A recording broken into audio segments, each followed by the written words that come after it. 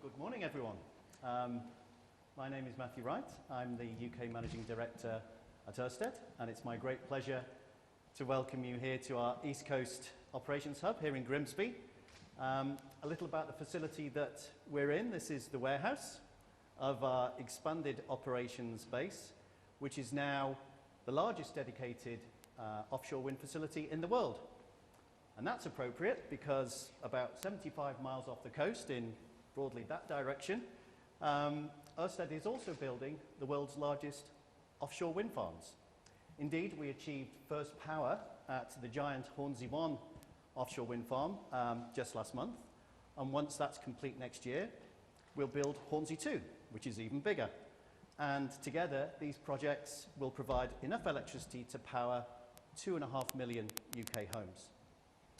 The £10 million investment in this building and the tens of billions of pounds of investment that's taking place in the waters around our coastline has been made possible by successive government support for offshore wind. This support has been rewarded by an industry that has dramatically reduced costs, such that offshore wind projects today are now competitive with conventional fossil fuel generation. This journey culminated just yesterday in the completion of a sector deal between government and the industry to deliver up to a third of the UK's energy needs by 2030. This marks the coming of age of offshore wind sector in the UK, and it ticks the boxes of an industrial strategy for two main reasons. The first, it can provide cost-effective, low-carbon electricity at massive scale to help achieve our Climate Change Act targets while keeping costs down for customers. And two, and as importantly, it can create jobs and economic prosperity for UK businesses as this technology expands in domestic and international markets. Nowhere is this better represented than right here in the Humber, where this facility will employ over 400 people in highly skilled, long-term jobs by the early 2020s. And just across the river in Hull, over 1,000 local people are already employed making the 75-metre long blades for our turbines. This is clean growth and industrial strategy in action, and we are privileged to be a part of this community to transform it to a brighter, greener and more prosperous future. Now, my other duty this afternoon is to introduce our very special guest, who has generously spent time visiting our facility, meeting some of our fantastic employees, and learning about our story so far and our future plans. Please welcome Prime Minister Theresa May.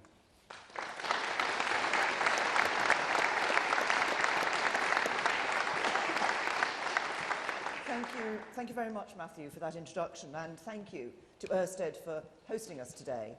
And your work in offshore wind, as we've just heard, does not just provide skilled jobs here in Grimsby. It makes a direct contribution to the UK's efforts to reduce our carbon emissions and protect our environment. Achieving the economic benefits of the global shift to sustainable green growth is one of the four grand challenges in our modern industrial strategy. And the UK is the world leader in offshore wind. Yesterday, as you've also just heard, we launched our offshore wind sector deal to build on that success. And as an international company investing in the UK, Ørsted is making a major contribution to that success, and I'm delighted to be with you today. Next week, members of Parliament in Westminster face a crucial choice: whether to back the Brexit deal or to reject it. Back it, and the UK will leave the European Union. Reject it, and no one knows what will happen. We may not leave the EU for many months. We may leave without the protections that the deal provides. We may never leave at all. The only certainty would be ongoing uncertainty. Months more spent arguing about Brexit when we could be focusing on improving our NHS, our schools and our communities. It will be for the 630-odd MPs at Westminster who will be voting next week to take this decision. But they will take it on your behalf and on behalf of tens of millions of people across the UK. Parliament gave the decision to leave or remain in the European Union to you. 33.5 million people took part in the referendum, the biggest turnout for a generation. The result was close, but it was clear.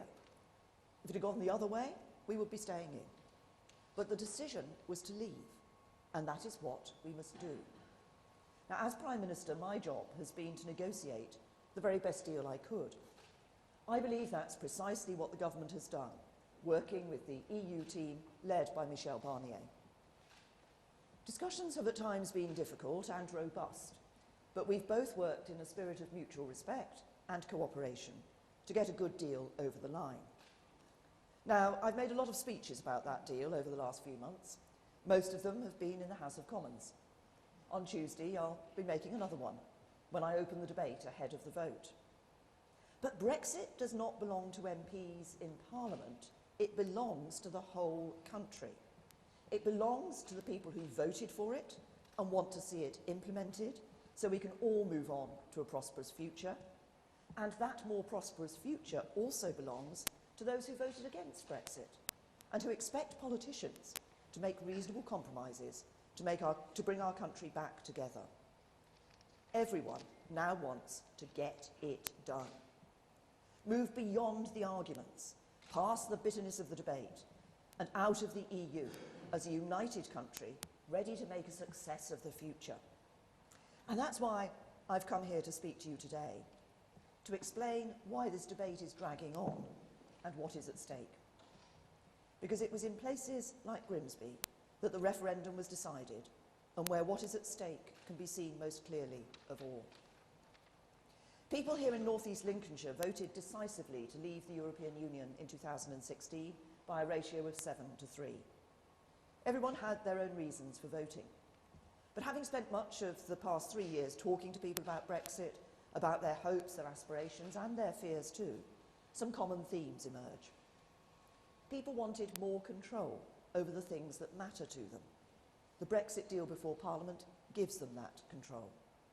Today, vast amounts of taxpayers' money is paid to the EU. In 2017, we made a net contribution of over £8.9 billion. The deal stops that. Instead, we will spend our money on our own priorities, like our long-term plan for our precious NHS. Today, immigration between the UK and the EU is defined by free movement. People can move from one EU country to another without a job offer. They make a big contribution to our economy, our public services and our society. But it means our government does not have control of how many people move to Britain every year. The deal I've negotiated ends free movement and takes back control of our borders. We can then create an immigration system built around people's skills, not the country they come from. Today, the European Court of Justice has jurisdiction in the United Kingdom. The deal will end that. We will make our own laws, and British judges will determine how they are applied. Today, the terms of our international trade are decided by the EU. We cannot negotiate trade deals with other countries around the world. The EU does that on our behalf. The deal means we will take back control of our trade policy in our own interests. Many of our farmers feel that the common agricultural policy does not work for them. Many in fishing communities feel the same about the common fisheries policy. The deal takes us out of the CAP so we can design our own support for farmers. The deal takes us out of the CFP, restoring full sovereign control of our waters, the biggest opportunity for our fishing industry for over 40 years. These are the changes people voted for. They were my priorities in the negotiations, and they are what the deal delivers. But when people voted in the referendum, it was not just about our relationship with the EU. It was about much more than that. It was also a vote for real change in our own country. And it was a message to those in positions of power that for too many people working hard up and down the country, life was too hard. It expressed a desire for positive change, not just to take back control from Brussels, but to empower communities here in the UK, to create greater opportunity for the next generation. And Grimsby is a place determined to build that better future. Like many towns, it has its share of challenges, but it also has huge potential. And last year, it became the first town in the UK to sign a town deal. And I want to congratulate everyone who worked so hard to land the deal, including both local MPs, Melanie Onn for Great Grimsby and Martin Vickers for Cleethorpes. The deal represents a collaboration between local and central government, businesses and the wider community. It sets as its goal making the most of Grimsby's assets. The UK's busiest port by tonnage, ready to expand its operation after we leave the EU and strike new trade deals. Its location on the Humber energy estuary, ideally placed to consolidate its position of one of Europe's leading centres for offshore wind, with firms like Ørsted making a major contribution. And its maritime and fishing heritage, central both to Grimsby's identity and its future. The deal is a model for other towns to follow, and it has inspired the new £1.6 billion Stronger Towns Fund that we launched this week. That fund stands alongside the other support we're giving to local areas. Over £9 billion of local growth funds, £3.4 billion for the Northern Powerhouse, £1.6 billion for the Midlands Engine, as a key part of our wider modern industrial strategy. The central aim of that strategy is to ensure that good jobs of the future are available in every community. We are lucky as a country to have in London one of the world's greatest cities. But it's no good all the growth in our economy and the opportunities that growth brings being concentrated in London and the South East. We need an economy that works for everyone, a country where everyone can be proud of their community and every community offers people the opportunity to get on in life. That is the opportunity that awaits our country if we agree the Brexit deal. We can build the stronger communities that must be the real legacy of the vote to leave. So the deal delivers on the priorities of those who voted to leave. It also addresses the concerns of those who voted to remain. By maintaining the close relationship between our police and security agencies, the deal means we can carry on working with our EU allies to keep people safe. By reflecting the interests and serving the needs of Scotland and Wales, Northern Ireland and England, the deal will keep our precious union of 4 proud nations strong and united. And maintaining that strength is crucial. More than ever before, we live in an interconnected world, one in which every country is affected by the decisions of its neighbours and partners across the globe. That will not change after we leave the EU. And neither will the values that guide our actions as a responsible actor on the world stage. We will be a strong voice on the UN Security Council and in NATO, the Commonwealth and the World Trade Organization. We will be a leading military power, meeting our obligations to uphold global security. And we will keep our promises to the world's poorest people, not just because it is the right thing to do, but because it is in our national interest. The deal also safeguards the protections that EU membership currently gives us and which people rightly value. That starts with the rights of all those from the EU who have moved here, contributed to our country and built their lives in the UK.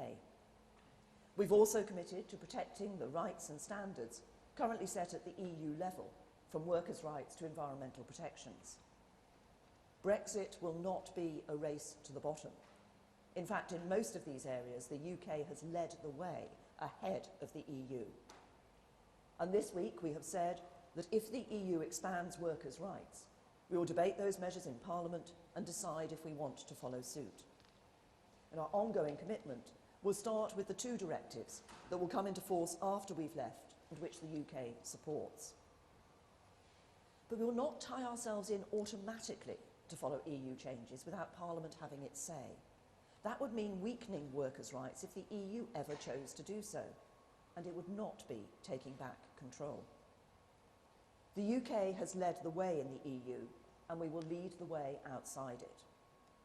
Leaving with the deal means workers' rights will be protected, and if they back the Brexit deal on Tuesday, MPs will give our whole economy a boost. In spite of the unavoidable uncertainty of the Brexit process, our economy continues to do well, thanks to its underlying strengths. The employment rate is at a record high. The unemployment rate is at a 40-year low. Borrowing this year is at a 17-year low, and debt is falling.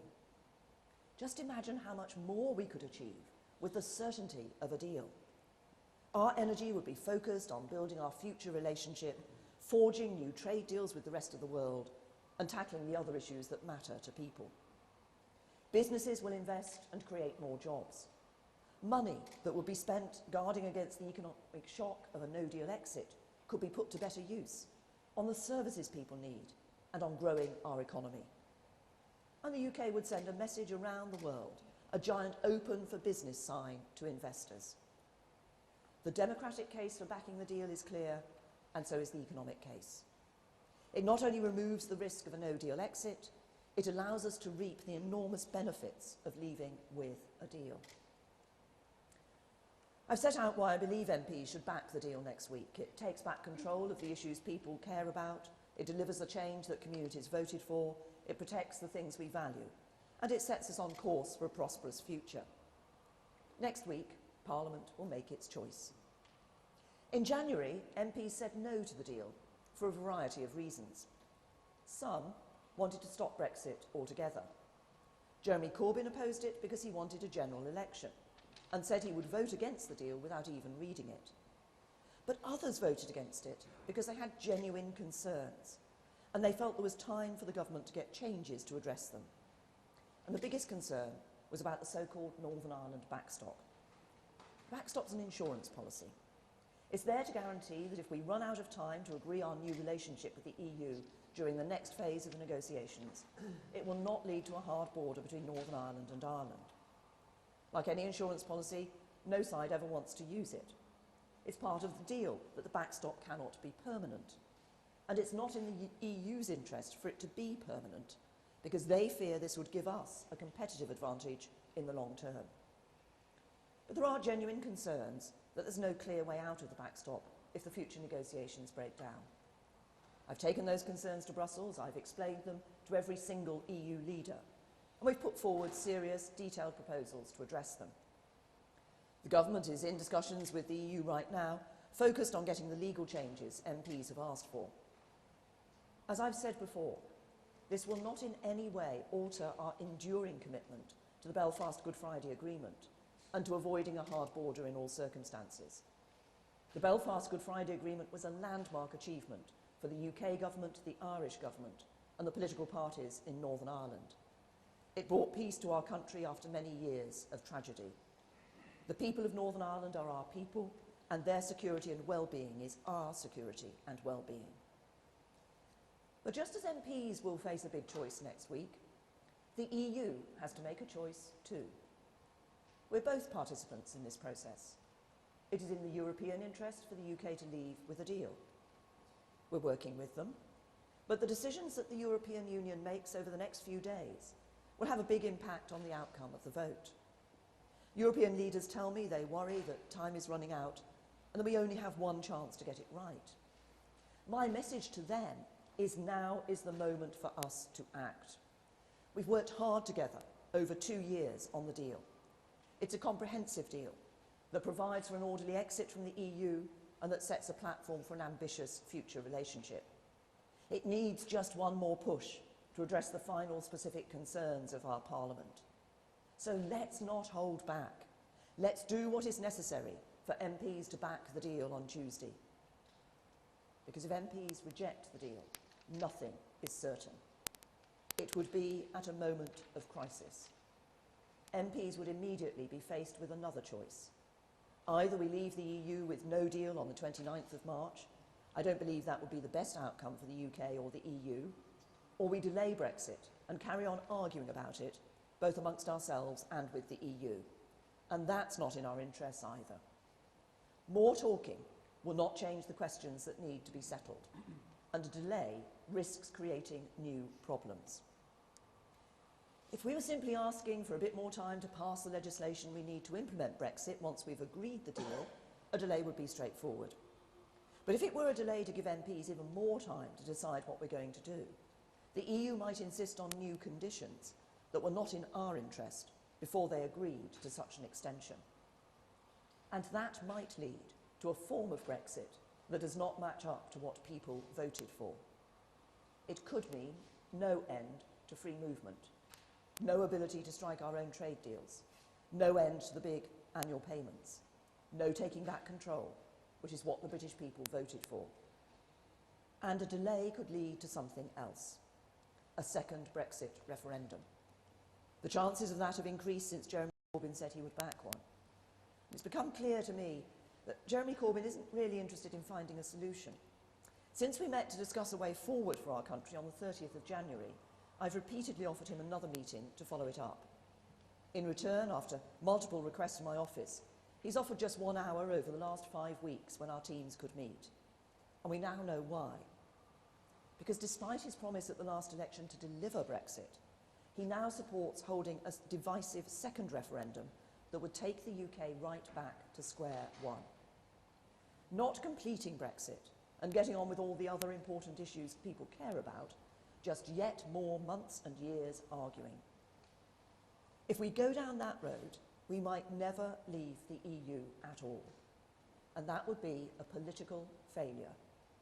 It would let down the more than 17 million people who voted to leave the EU and do profound damage to their faith in our democracy. Some of the people who voted in the referendum did so for the first time in years. Why should they ever bother doing so again if their decision were overturned without ever being implemented? My message to those MPs who agree with me that we should not risk that is simple. The only certain way to avoid it is to back the deal the government has secured with the EU on Tuesday. Let's get it done. MPs face a historic choice next week. I'm ready to take us out of the EU with a deal that is good for the UK. Ready to implement the decision of voters here in Grimsby and across the UK. And ready to get on with making a success of a new chapter for our country. But I can only do that if Parliament supports the deal on Tuesday. I need the support of those who, like me, voted Remain, but believe in honouring the result and believe that leaving with a good deal is much better than leaving with no deal. And I need the support of those who voted to leave, but who accept that compromise is necessary if we are to bring our country back together. There may be some on both sides who are not prepared to back a negotiated deal with the EU. Some because they cannot accept leaving the EU at all, others because they cannot accept any compromise on their vision of Brexit. I don't doubt the sincerity of their views, but I profoundly disagree with them. Ironically, both sides would find themselves in the same lobby come the vote next week, each voting the same way, but each hoping for the opposite result. I hope that they will be in the minority. The British people have already moved on. They're ready for this to be settled. By coming together as a parliament, we can bring our country together, boost our economy, safeguard our security, protect a union, and take a decisive step toward the bright future that the British people voted for and which you and our whole country deserve. So let's get it done. Thank you.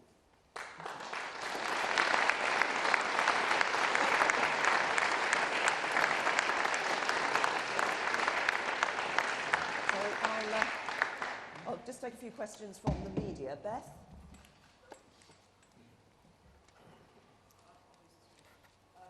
Thank you, Prime Minister. Prime Minister, you just said that with your views voted down next week, you may never leave the EU at all. Is no-deal Brexit now no longer your government policy? Are you still planning to whip MPs to vote for no-deal next week if they reject your plan? Well, government policy has always been that the best thing for the UK is to leave with a negotiated deal. And my focus is on the vote on Tuesday, which is going to be the vote for that deal. Obviously, as I say, we're still in some discussions with the European Union on the specific issues that specific issue on the backstop that Parliament raised.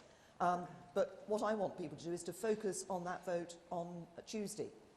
Voting for that deal enables us to leave the EU, to do it in a smooth and orderly way. And I think that's the best route for the UK. Is Peter Walker? Yes. Thank you very much. Peter Walker from The Guardian. Prime Minister, in your speech, you seem to put some of the blame for the delays to Brexit down to Jeremy Corbyn, to the EU and to MPs in Parliament. But we're now at a position where we're 4 days away from a second crucial vote. and MPs still don't know necessarily what they're going to vote on. And also, we're 3 weeks away from Brexit, and the workers here in this room don't know if we're going to leave on March the 29th. They don't know we're going to leave with no deal, leave with your deal, or leave with a different deal. How much of any personal responsibility do you take for this kind of chaos? First of all, we have been, as a government, negotiating with the European Union for a deal that enables us to have a smooth and orderly exit from the EU. That we triggered Article 50, the 2 years ends on the 29th of March. Obviously, Parliament rejected the deal that I brought back. Parliament needs to support the deal, to ratify the treaty that lies behind that deal. What I'm saying, you mentioned the next few weeks, but actually what I'm saying is now is the moment for us to get this done. Now is the moment for Parliament to come together, to back the deal and to deliver what people voted for. We have a responsibility to deliver to the people of this country the Brexit they voted for, and that's what the deal is about. John Pienaar? John Pienaar, BBC News. Prime Minister, are you simply keen to shift the blame for the way the talks have deadlocked towards the European Union and away from yourself? And if I may, are you willing to contemplate allowing Conservative colleagues, including ministers, to vote to block a no-deal Brexit, given you said it could harm Britain and the British people? As I've just said in response to the previous question, my focus is on the deal debate that will take place on Tuesday and getting that vote through. That vote would enable us to leave with a deal. For those who don't want us to leave without a deal, actually the best way is to vote for the deal so that we leave with that deal. You said about the relationship with the European Union. Now, this is my message to the European Union is very clear. Some of the leaders, and some in the European Union, when I've talked to them, have said that they're not really sure whether this is the moment, whether this is the time, whether there's some more time to be talking about this and negotiating on this. My message is, this is the moment. This is the time. You know, I think the British public, as I say, have moved on. They want us to get this done. It takes both sides to get that negotiation through and then bring that deal back to the Parliament on Tuesday. But I think what people want is for us just to do this and to do it now. Do I see Rob?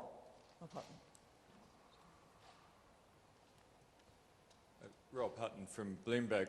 Prime Minister, I mean, the ship has sailed on a smooth and orderly Brexit some time ago. There are, in fact, ships sailing around the world now that don't know what customs regime they're arriving in. We're already in chaos. There are already business leaders tearing their hair out over the mess that they're in.